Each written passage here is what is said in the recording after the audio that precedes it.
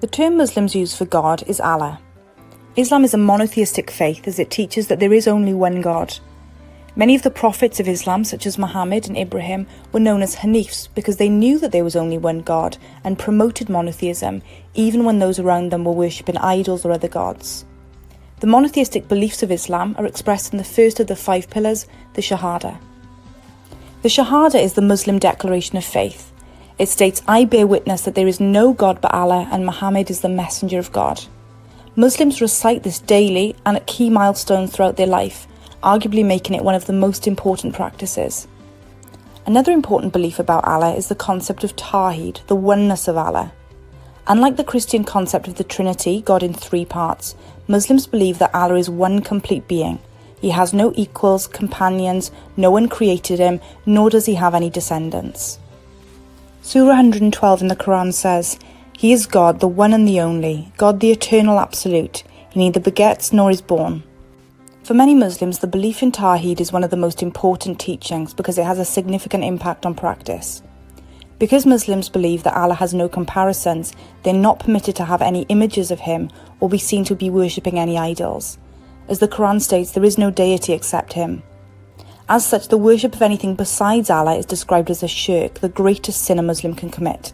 The Quran says, "And whoever associates anything with Allah, he devises indeed a great sin." Another reason why images of Allah are not permitted is because Allah is transcendent or beyond human understanding. No human can truly understand what Allah is like, and therefore any image we produce could not do justice to the almighty nature of Allah. Some Muslims even go as far not to draw anything natural or Allah-made, knowing only He is the creator and designer. As Surah 6 in the Quran says, Allah is inexpressible, unfathomable, no human vision can encompass Him. Therefore, in order to develop their relationship and understanding of Allah, they refer to Him by 99 names. These aren't traditional names, but more titles or descriptions of what Allah is like. They include names like the Judge, the King, the Merciful, the Creator, and the Giver of Life. Muslims learn these names as a way of developing their understanding of what Allah is like, which in turn develops their relationship with Him.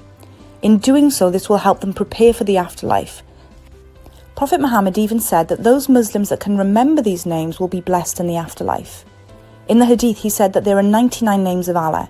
He who commits them to memory would get into paradise.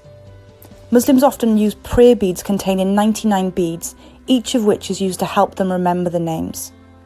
In the exam, if you get asked to explain the nature of Allah, you can use some of these names and titles to develop your response about Allah's role and character. For example, one of His names is the Judge. This name relates to the Muslim belief about Akhirah or life after death. Muslims consider everything in life to be a test from Allah. As such, on the Day of Judgment, Allah will be the one to judge Muslims to determine whether they gain entry into the afterlife. This is highlighted at the very start of the Quran, showing the importance of this concept and teaching. It says, "All types of perfect praise belong to Allah alone, the Lord of all the world, most gracious, ever merciful, Master on the Day of Judgment." This shows that it's Allah that will be in charge of our judgment.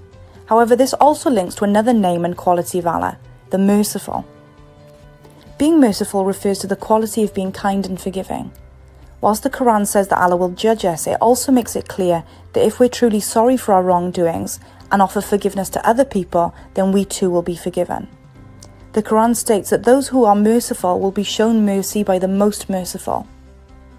Finally, 2 more terms that are associated with the nature of Allah is omniscience and omnipotence. The term omniscient refers to the quality of being all-knowing or all-seeing. Muslims believe that Allah sees all that we do and knows what will happen in the world, even if we don't understand it.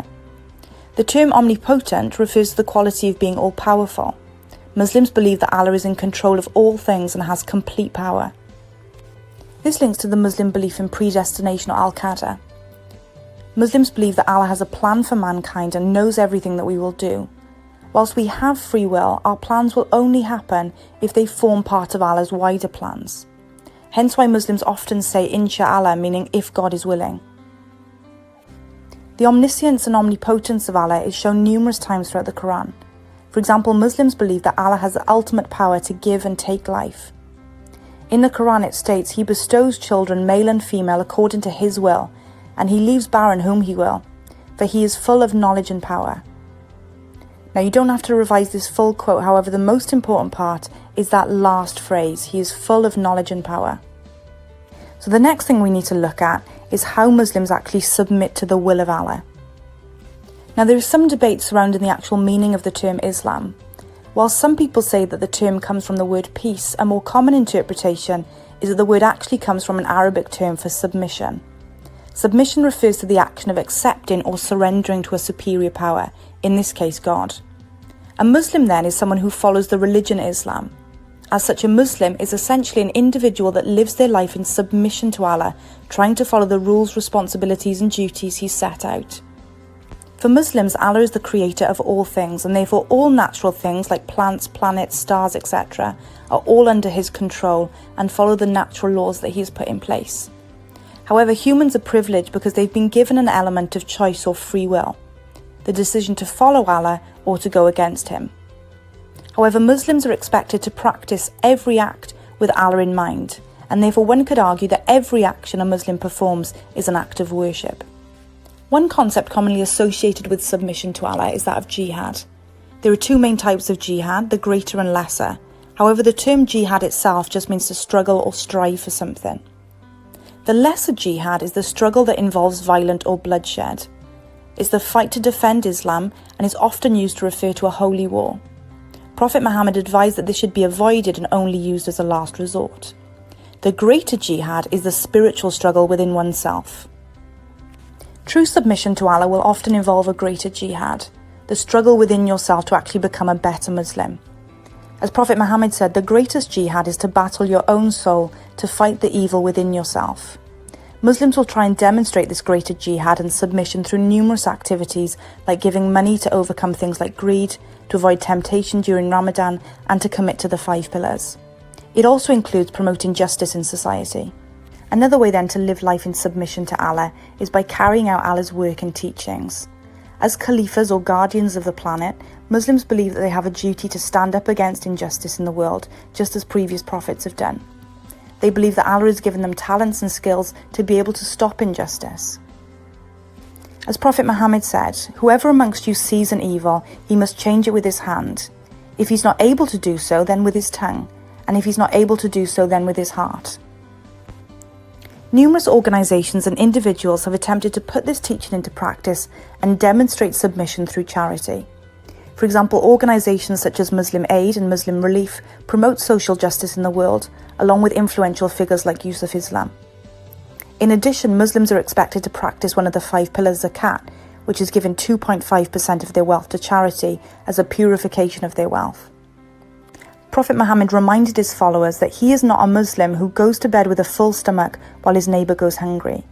And therefore in the majority of Muslim festivals, there's an emphasis on sharing food and giving money to charity. Yusuf Islam is an example of someone that demonstrates submission to Allah. He was originally called Cat Stevens but changed his name when he converted to Islam. Having previously been a singer and musician, Yusuf Islam demonstrated submission by using those talents and fame to promote justice in society.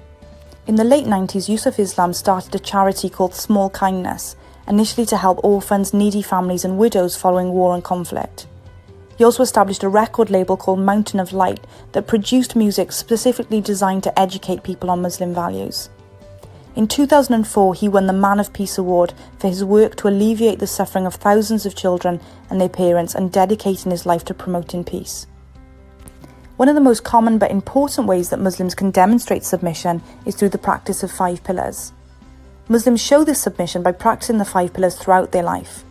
These include the Shahada, the declaration of faith, the practice of Salat, praying 5 times a day, the practice of fasting during Ramadan, the giving of 2.5% of wealth to charity as part of zakat, but also practicing Hajj at least once in their lifetime, which is the pilgrimage to Mecca. Prophet Muhammad in his last sermon said, "O people, listen to me in earnest, worship God, perform your 5 daily prayers, fast during the month of Ramadan and offer zakat. Perform Hajj if you have the means." Each of these is a way that Muslims can express their commitment to Allah and help them develop their relationship with Him. Further information on each of the 5 pillars can be found in another video, so have a look at that if you need additional support. On the following slide, there are some potential exam questions that you can use to test that you've actually understood the information on this video. Good luck!